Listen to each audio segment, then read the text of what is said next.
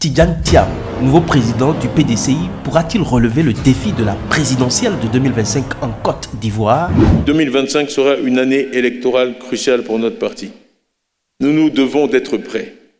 Nous devons préparer cette échéance électorale dès maintenant avec détermination et sérieux.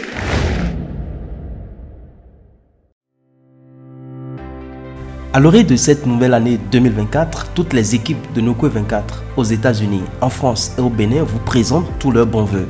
Et si vous êtes aux États-Unis, précisément à Richfield, à Minneapolis, faites-vous beau et belle avec Jim Well Hair Styles qui vous propose toute une gamme variée de tresses à l'africaine. Diplômé de l'école polytechnique et de l'école des mines de Paris, Tidjane Thiam, dirigeant d'entreprise, ancien ministre du Plan et ancien patron du Crédit Suisse, prend la tête du PDCI, Parti démocratique de Côte d'Ivoire, fondé par Félix Houphouët-Boigny, père de l'indépendance du pays des éléphants. Nous sommes le 22 décembre 2023. Au terme des travaux d'un congrès extraordinaire organisé à la suite du décès du président Henri Konan Bédié, le sémillant et féru banquier de renommée internationale s'installe avec 96,50% des suffrages exprimés à la tête du deuxième plus vieux parti africain après l'ANC d'Afrique du Sud. Un plébiscite pour le petit-neveu de feu Félix Houphouët-Boigny, avec qui il faudra désormais compter pour la présidentielle de 2025. En effet, Thiam est le fils de Mariétou Sow, nièce de Houphouët-Boigny, premier président de Côte d'Ivoire. S'il est vrai que le parcours du président Thiam et son engagement au service de la Côte d'Ivoire, où il est né en 1962, un 29 juillet, n'est plus à démontrer, son entrée dans la course à la présidentielle réveille déjà chez certains de vieux démons qui, par le passé, ont fait sombrer la Côte d'Ivoire, jadis pays de paix et de stabilité. Thiam a des origines sénégalaises, et quand on sait les torts que le concept de l'ivoirité a créé dans ce pays entre 1995 et 2011 avec l'exclusion de Alassane Ouattara des différentes élections présidentielles, il y a de quoi se poser des questions. Chose curieuse, Alassane Ouattara, président de la RCI depuis 2011, et Tidjane Thiam ont des profils presque similaires.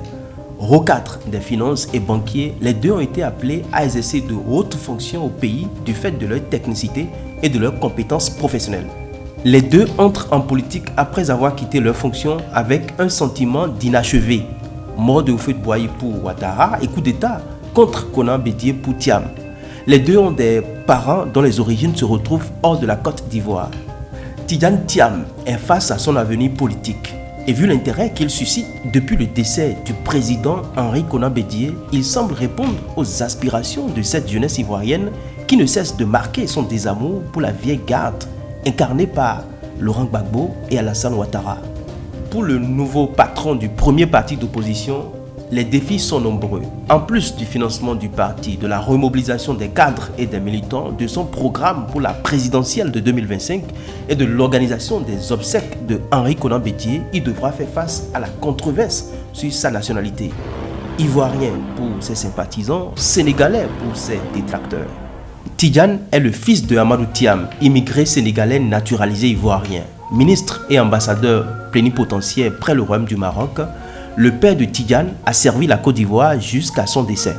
La constitution de la République de Côte d'Ivoire règle définitivement la question de la nationalité des candidats à l'élection présidentielle. Son article 56 dispose, je cite, « Il doit être exclusivement de nationalité ivoirienne, né de père ou de mère ivoirien d'origine », fin de citation. La question du « et » et du « ou » à l'origine de l'ivoirité et de l'ivoirienneté, source de conflit dans le pays est vidé. Thiam peut se prévaloir fils d'une mère ivoirienne d'origine. Mais lui-même, est-il exclusivement ivoirien quand on sait qu'il détient également la nationalité française?